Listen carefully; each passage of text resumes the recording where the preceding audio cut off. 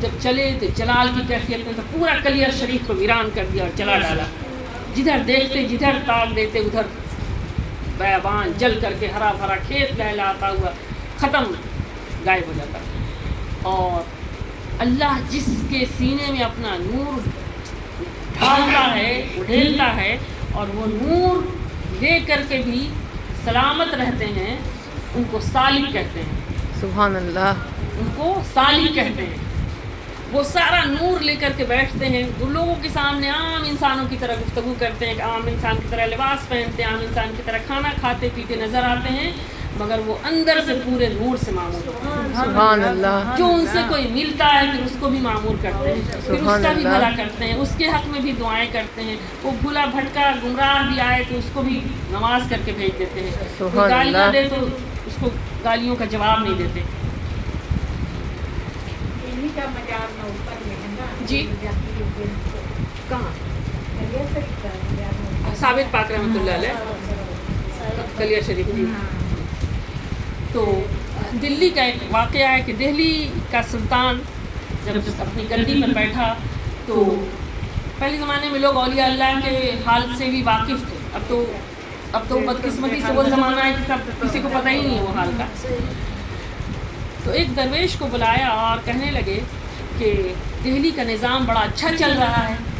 بادشاہ تھا, دنیاوی بادشاہ. کہنے لگا ابھی یہ بھاگ دوڑ کس کے ہاتھ میں ہے؟ اگر پہلے زمانے میں اگر کسی علاقے میں ایک ولی نہیں ہو, قطب ابدال نہیں ہو, تو ترنت لوگ ڈیمانڈ کرتے تھے کہ پورا علاقہ تباہ ہو جائے گا, گمراہ ہو جائے گا رات بھر میں. تو اس لیے ولی اور ابدال سے ہی دنیا چلتی ہے اور چل رہی ہے. اب لوگ جانتے نہیں ہیں, اب لوگ اس کو بھول چکے ہیں, لیکن چل رہی ہے انہی کے صدقے اور فضل. تو دلی کا بادشاہ اس نے ایک نیکوکار شخص کو بلایا اور کہا کہ ابھی دہلی کا نظام کس کے ہاتھ میں ہے؟ دہلی کی بھاگ دوڑ, خود بادشاہ تھا لیکن کہا کہ دہلی کا نظام اور دہلی کی بھاگ دوڑ کس کے ہاتھ میں ہے؟ تو اس نے کہا کہ فلاں فلاں ایک بزرگ ہے, ابھی دلی کا نظام ان کے ہاتھ میں, اس لیے سارا نظام اچھا چل رہا ہے. بڑا سکون والا ماحول ہے دلی میں, ہر طرف آبیاری ہے, ہر طرف خوشحالی ہے, سکون ہے. تو اس بادشاہ نے کہا کہ اچھا ذرا اس سالک کا پتہ بتا دو, اس سالک کا پتہ بتا دو. کہا کہ حضور راز کی بات ہے, آپ کو کیسے بتا دوں؟ کہا کہ راز کی بات بتاؤ, میں بس اس سالک سے ملنا چاہتا ہوں. بادشاہ اپنا لباس تبدیل کر کے, تو اس نے کہا کہ حضور وہ تو فلاں فلاں روڈ پر نا خربوزے بیچتا ہے, خربوزے بیچتا ہے. وہ جو سالک جس کے وجہ سے پورا دہلی کا نظام سکون میں چل رہا ہے, وہ تو فلاں چوک پر خربوزہ بیچتا ہے. اچھا ٹھیک ہے. بادشاہ اپنا لباس تبدیل کر کے گیا اس خربوزے والے بابا کے پاس. کہا کہ بابا یہ خربوزہ والے, ایک خربوزہ کتنے کا؟ انہوں نے کہا 2 روپے کا. کہا اچھا ٹھیک ہے دینا ایک. اس نے کاٹ کے دیا, اس نے کھایا, چکھا ایک, اور کہا یہ کوئی خربوزہ ہے؟ پھینک دیا زمین پر. کہا دوسرا دینا. پھر اس نے دوسرا خربوزہ دیا, پھر اس کو چکھا. کہا یہ کوئی خربوزہ ہے اتنا کھٹا؟ پھینک دیا سارا زمین پر. کہا دوسرا دینا. آزما رہا تھا. دوسرا دینا. اس نے پھر تیسرے خربوزے کو کاٹا, دیا. پھر 3 خربوزے کھا لیے, 4 خربوزے کھا لیے, کاٹ کاٹ کر کے پھینکتا گیا زمین پر. 5واں خربوزہ کاٹا اور کہا ہاں یہ ٹھیک ہے, یہ میٹھا ہے. اور یہ دیتا گیا, کچھ نہیں, یہ دینے والا کچھ نہیں کہتا, کاٹ کر کے دیتے جاتا. 5واں لیا اس نے اور کھایا اور کہا ہاں یہ خربوزہ صحیح ہے. کہا اس کے پیسے کتنے ہوئے؟ اس نے کہا حضور 2 روپے کے حساب سے 5 خربوزے کا حساب کر لے, 10 روپے. اس نے کہا پاگل ہو گئے ہو, یہ 4 خربوزے تو کوئی کام کے نہیں تھے, پھینک دیا ہوں, یہ 1 خربوزہ کھایا ہوں, اس کی 2 روپے, چل لے 2 روپے پکڑ. 2 روپے دیا, چلتا بنا. اس نے کچھ نہیں کہا. کچھ دن کے بعد میں دہلی کا نظام بڑا بگڑ گیا اور ہر طرف ایکسیڈنٹ ہونے لگا, ہر طرف طوفان آ رہا ہے, زلزلہ آنے لگا, پریشانی بڑھ گئی. پھر وہ بادشاہ پریشان ہوا اور پھر وہی موقف کو بلایا اور آ کے پوچھنے لگا کہ ابھی دہلی کا نظام کس کے ہاتھ میں ہے؟ اتنا معاملہ بگڑا ہوا ہے, سب طرف بدحالی ہے اور پریشانی ہے. اس نے کہا ابھی دہلی کا نظام ایک مجذوب کے ہاتھ میں ہے, مجذوب کے ہاتھ میں ہے. کہا اسی لیے سارا طرف بگڑ رہا ہے, ذرا اس مجذوب سے ملاقات کرا دو. اچھا ٹھیک ہے بتا دیتا ہوں، وہ فلاں چوک پر شربت بیچتا ہے، وہ اللہ مجذوب شربت بیچتا ہے۔ بادشاہ پھر بھیس بدل کے شربت والے کے پاس گیا، کہا بھائی ذرا ایک گلاس شربت دینا۔ شربت لیا، ایک گھونٹ پیا، گلاس نیچے پھینک دیا، توڑ دیا گلاس۔ کہا یہ کوئی شربت ہے؟ چینی ہے ہی نہیں اس میں، اتنا کھٹا۔ دوسرا دینا، دوسرا دینا۔ اس نے کہا، اس شربت والے نے ایک تھپڑ رسید کیا اس کے گال پر، اس کے گال پر ایک تھپڑ رسید کیا، کہا مجھے بھی وہ خربوزے والا سمجھا ہے؟ اللہ مجھے کیا وہ خربوزے والا سمجھ رکھا ہے تم نے؟ تو اللہ کا مجذوب اور ولی کا فرق یہ ہوتا ہے، اللہ کا ولی سب کچھ جانتے ہیں اس کے بعد بھی خاموش رہتے ہیں، اور مجذوب جو ہے وہ غصے میں آ جائیں، جلال میں آ جائے تو جلال میں وہ کچھ بھی کرتے، دونوں اللہ کے دوست ہیں، دونوں پر اللہ نے اپنا نور ڈالا ہے، فرق بس بتا رہے تھے۔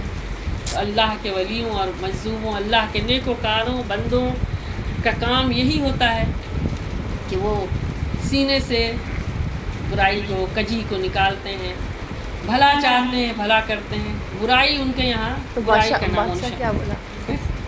بادشاہ کا تو رہتی دنیا تک جاری وہ ساری رہے، ہم سب اسی سنگت میں بیٹھتے رہیں ہمیشہ، اور سب کو یہ سنگت کا فیض ہر ایک کو نصیب ہوتا رہے، ہر ایک کو حضور کی محبت عبدالآباد تک نصیب ہو، ہر ایک کی مشکلات آسان ہو، اور کون سا لمحہ اتنا بھاری ہو جائے گا اور کون سا لمحہ اتنا ہلکا ہو جائے گا یہ کبھی کسی کو پتہ نہیں ہوتا۔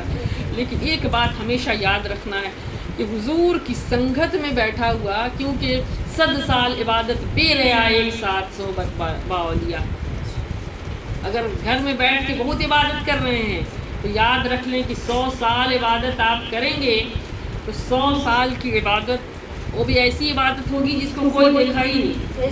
اس عبادت سے ایک لمحہ سچوں کی سنگت میں بیٹھنا ضروری ہے۔ اب یہ سچوں سے مراد آپ جس کی مجلس میں آتے ہیں، جن کی مجلس میں آپ آئے ہوئے ہیں، یہ سچوں کے سچے ہیں، سبحان اللہ۔ اس لیے ان کا فیض ہر ایک کو نصیب ہوتا ہے اور ہر ایک کو ہوگا۔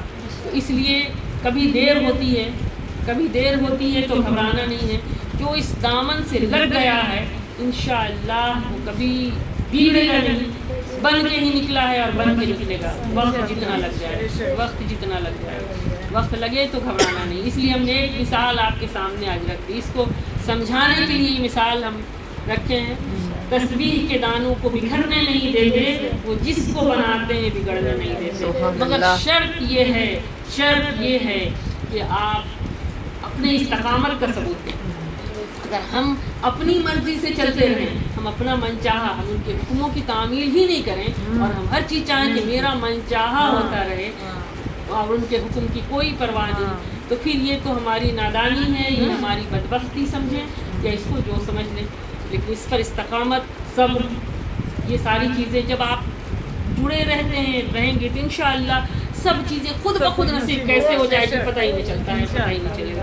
درود پاک پڑھ لیں، اللہم صلی علی سیدنا و حبیبنا شفیعنا مولانا محمد و بارک وسلم، السلام علیکم یا رسول اللہ۔ حضور بولے تھے کہ خالہ کا بیٹا بھی آ جائیں گے مہلا والا، اسی پر ہم کو یاد آیا، تو آخر آئے نا رضوان بھائی چھوٹا والا ہے، ابھی مہدی خالہ کا بیٹا، میری اپنی خالہ کا یہ واقعہ تو آپ کو سنا دیے، لیکن ہمارے اپنے گھرانے کی بات اب سن لیں تو ولیوں کی بات ہے، حضور کی بات ہے۔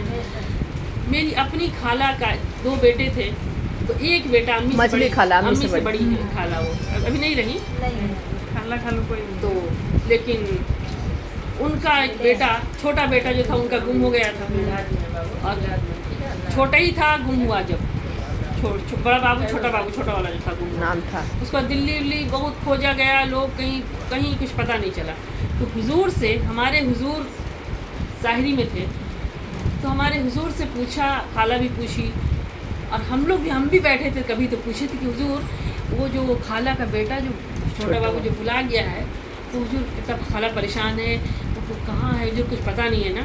تو حضور بولے تھے کہ وہ آئے گا، ہاں رے وہ آئے گا، ایسے بولے آئے گا۔ بولے اچھا، تو ہم بھی اس ٹائم اتنا نہیں جانتے تھے، تو تو ہم بولے اچھا کب تک آئے گا حضور؟ ہاں کہ پہلے سوال ہوتا ہے آدمی کا وقت کے حساب سے، کچھ آدمی بیشویٹ جیسے جیسے آدمی ہوتا ہے اس لائن میں، جیسے جیسے پھر جب سمجھ میری کچھ جواں ہوئی میں تیری گلی میں ٹھہر گیا، تو جب سمجھ آدمی کو اس لائق جب ہوتا ہے، پھر دھیرے دھیرے ان کی نگاہ پڑتی ہے، نگاہ کرم کا فیض ہی ہوتا ہے اور کچھ نہیں ہوتا ہے۔ تو پڑھائی لکھائی سب کچھ 22.5 پڑھائی لکھائی کو اس میں بہت بڑا ہاتھ نہیں ہوتا ہے، پڑھائی لکھائی کے وہ آدمی تلفظ اچھا بولے گا ہی ہوگا، لیکن یہ جو نگاہ کرم کی جو تعلیم ہے، تم نے پی کتابوں سے اور میں نے پی نگاہوں سے، فرق ہے بہت وائز تیرے میرے پینے میں، تو بہت فرق ہو جاتا ہے وہ چیز ہونے میں۔ تو اس کے بعد پھر حضور سے ہم لوگ پوچھیں کہ حضور وہ آئے گا؟ ہاں نہیں، حضور بولے آئے گا۔ تو سب لوگ بہت دن ہو گیا تو سب لوگ نا امید ہو گیا، خالہ بھی بیچاری اتنا دن رہی دنیا میں لیکن وہ بھی نا امید ہو گئی، اس کو بھی نہیں لگا کہ مطلب ہاں آئے گا۔ لیکن ایک بار وہ آیا دلی میں، میرے بہت سارے اور ماموں کے بیٹا لوگ ہیں، تو وہ لوگ کہیں دیکھا اس کو مارکیٹ میں دلی، تو مارکیٹ میں دیکھا تو اس کو دوڑ کے جا کے پکڑا، بولا رے چھوٹا بابو تم یہاں، اس کو پکڑا کر کے بولا چلو اس کو بول کر کے لے کر کے آیا۔ خالہ تو بہت خوش ہوئی، ہو گیا 10-12 سال پہلے کا بات ہے، تو خالہ بہت خوش ہوئی، اس کو بعد آیا کہ مطلب چلو بیٹا آ گیا۔ اس کو تو اس کو کسی سے من ہی نہیں لگتا، ایک دم وہ بدل چکا تھا، کیونکہ 10-12 سال پہلے ہو چکا تھا زیادہ، وہ ایک دم بدل گیا تھا، کچھ نہ ماں کو سمجھتا نہ بھائی کو، کسی کو کوئی مطلب ہے نہیں، اس کو کچھ نہیں، ماں باپ کو بھی نہیں۔ تو اس کے بعد میں پھر اس کو کچھ دن رہا، اور وہ خالہ کا بھی ارمان نکل گیا کہ مطلب، اور ایک بات ہے کہ ولی اللہ کے زبان سے آئے گا تو آ گیا، مگر وہ آیا تو وہ پہلے جیسا نہیں تھا، اپنا اس کا حلیہ بدل چکی، کسی سے کوئی انٹرسٹ نہیں، کچھ نہیں، کوئی سامان لانے سے کوئی پکڑ کے گھر میں رکھا جیسا کہیں بھاگ جا گئی، آخر وہی ہوا۔ پھر کچھ دن رہا لیکن کسی سے کوئی بہت انٹرسٹ نہیں، بہت محبت نہیں، پہلے والا کچھ نہیں، اور اس کو پھر وہ بھاگ گیا تو پھر اب خالہ لوگ ابھی اطمینان ہو گیا، ایک بار جو دیکھ لی نا اطمینان ہو گیا کہ اب آیا تو اتنا دن رہا، زندہ ہے، ٹھیک ہے، تو اب بے فکر ہو گئی، اطمینان ہو گئی۔